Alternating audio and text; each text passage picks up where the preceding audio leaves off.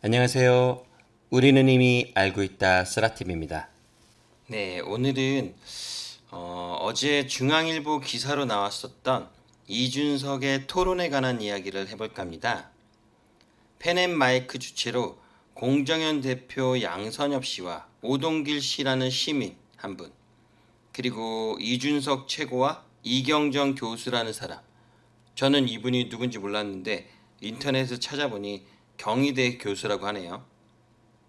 이 두 분이 나와서 함께 토론을 했는데 저는 이 토론을 보면서 이런 생각이 들었어요. 정말 이게 뭔 짓인가 라는 생각을 하게 됐는데, 왜냐면 어떻게 보면 한쪽은 미래통합당의 그 당 지도부에 해당하는 최고위원과 또 반대편에는 그 미래통합당의 지지자들이었거든요. 그런데 지지자들은 이게 부정선거에 의혹이 있다 이렇게 말하고 있는 건데, 그 당사자인 지도부 바로 이준석 최고위원은 말도 안 되는 소리 하지 말라며 오히려 그 지지자들을 면박을 주고 막 정말 구박을 하듯이 막 소리를 질러대고 했습니다. 정말 이것을 보면서 집안 싸움이 따로 없다라는 생각을 하게 되었는데요.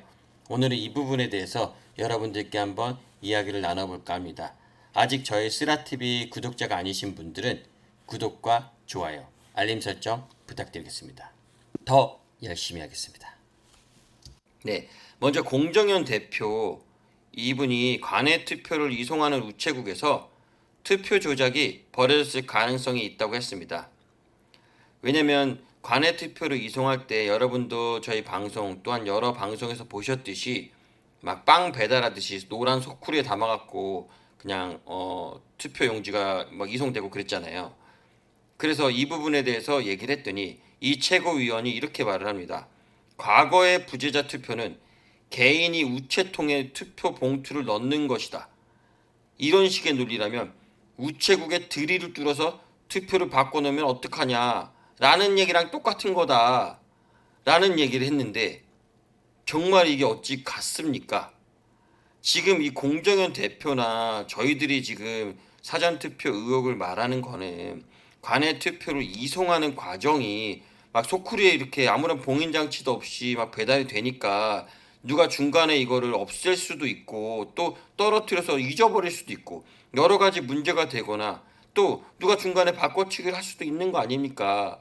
그러기에는 너무 쉬운 거 아니냐 이런 얘기를 한 건데, 네, 보통 투표함을 이송한다고 한다면 그 시건 장치가 딱 된 투표함을 뭐 참관인 또 선관위 위원 경찰 이런 사람이 같이 달라붙어서 뭐 차를 타고 가서 또 같이 이송을 하면서 우체국에 배송을 하고 함께 내려서 창고에 보관을 하고 또 문을 잠그고 그 열쇠를 본인들이 갖고 오거나 공정한 어떤 선관위가 갖고 가야지.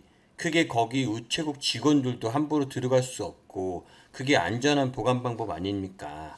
그런데 이날 방송을 보셨던 분은 아시겠지만 이준석의 느낌은 딱 이거였어요.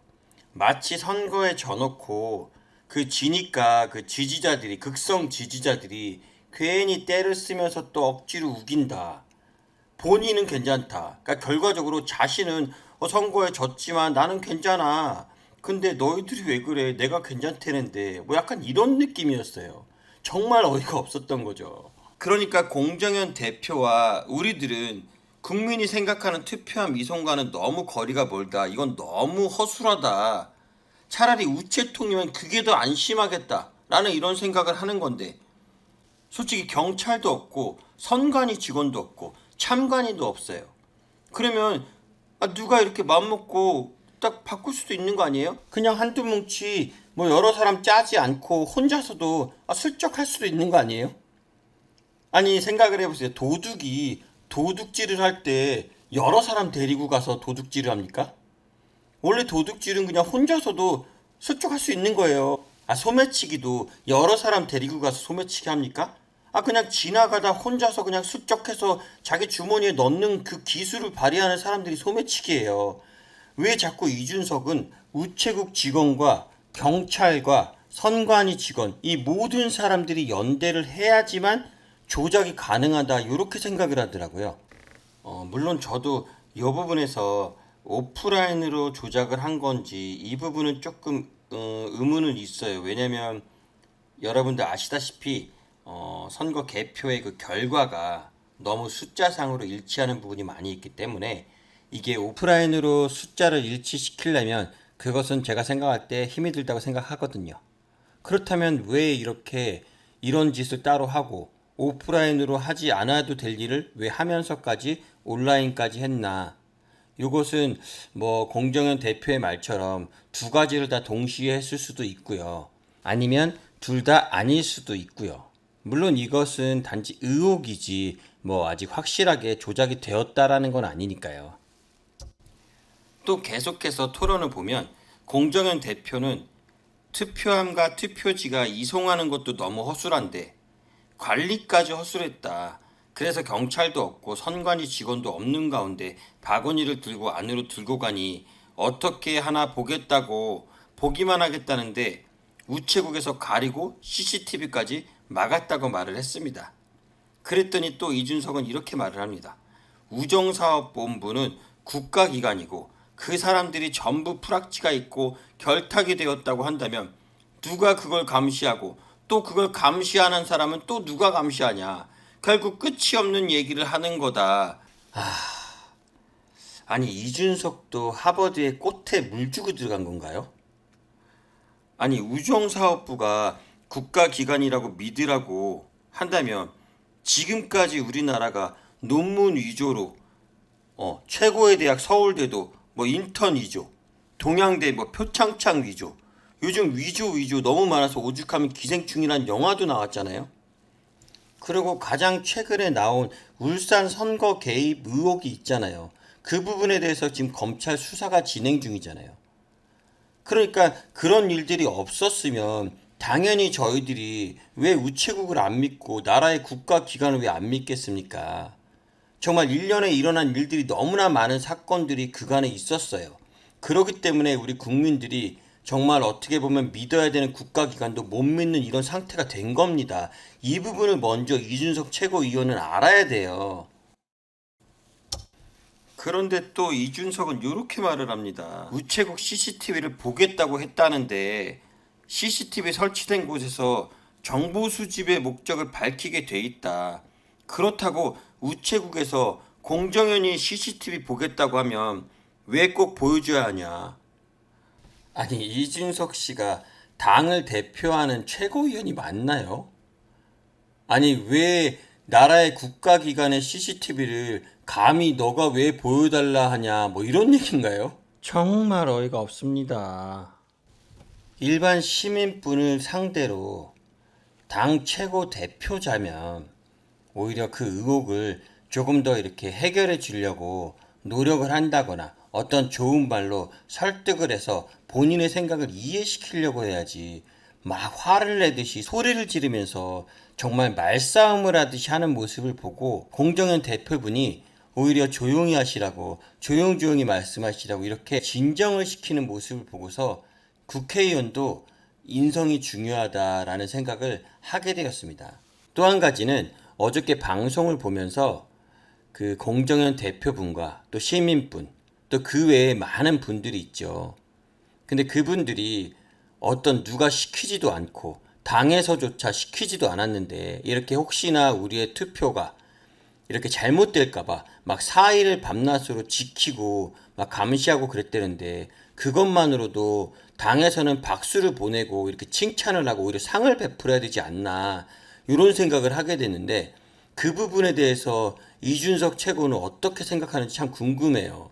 이준석 최고위원은 오히려 당에서 참관인들을 곳곳마다 다 보냈어야 되는데도 불구하고 아무 대가도 없이 어떤 보수도 없이 시민들의 자발적인 참여로 이렇게 의혹과 모든 것들을 감시해서 이렇게 알려준 건데 그 알려준 사람들에게 오히려 면박을 주고 구박을 한다면 이건 정말 아니지 않나요?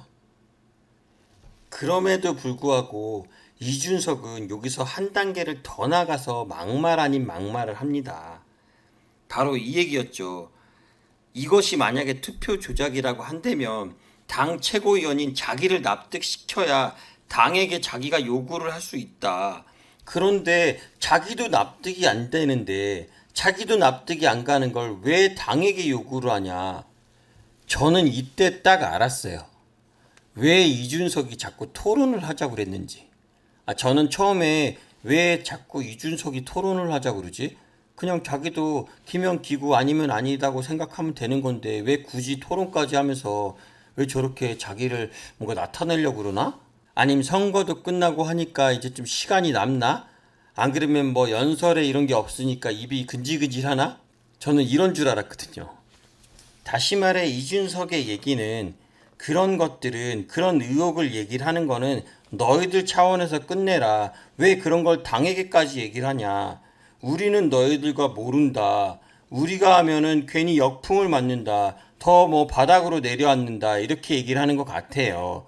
그런데 제가 볼 때는 지금 180석으로 미래통합당이 졌어요. 그러면 더 이상의 바닥이 있나요? 정말 밑바닥까지 칠 대로 친 거 아닙니까? 이 정도면? 역대 이런 적이 없는데? 그렇다면 여기서 뭘 걱정을 합니까? 이왕 이렇게 된 거 해볼 만큼 다 해보고 차라리 밑바닥까지 더 완전히 내려가고 다시 열심히 시작해서 정말 그것이 조작이 아니라면 국민들에게 다시 지지를 받을 수 있도록 다시 열심히 해서 국민들에게 다시 호응을 얻을 수 있도록 앞으로 남은 2년과 4년 동안 열심히 하면 되잖아요. 뭐가 그렇게 걱정이 되는 거죠? 어찌됐건 이 지지자들을 완전히 나몰라라는 모습을 보면서 저 사람이 정말 나중에 저 지지자들을 상대로 다시 표를 달라고 할 수 있을까라는 생각이 들었습니다. 자, 아무튼 방송을 보면서 참 많은 생각을 하게 되었는데요. 우리가 여기서 알아야 될 부분이 바로 이거예요. 물론 조작이 아닐 수도 있어요. 그렇다고 우리가 이렇게 의혹 제기를 한 이분들을 비난하거나 뭐라고 할 일은 아닙니다. 이분들은 그냥 의혹이 있어서 우리에게 알려준 거고 오히려 이분들은 우리보다 훨씬 더 고생을 하시며 수고를 하시며 애쓰신 분들입니다. 혹시라도 나중에 조작이 아니었다고 해서 우리가 또 우르르 몰려가서 이분들을 마녀 사냥을 한다든지 그러는 일은 절대 없었으면 합니다. 이분들은 지금의 이것만으로도 여러 가지로 많이 힘든 상황에서 수고한 것입니다. 어제 저는 방송을 보는 내내 정말 이 공정위 대표분을 보면서 너무 마음이 아팠습니다. 얼굴 표정도 너무나 안 좋았고요. 자, 마지막으로 여러분에게 제가 제안 하나 하겠습니다. 여러분에게 다음 총선 때 이준석 씨가 표를 달라고 하면 이렇게 말씀하세요.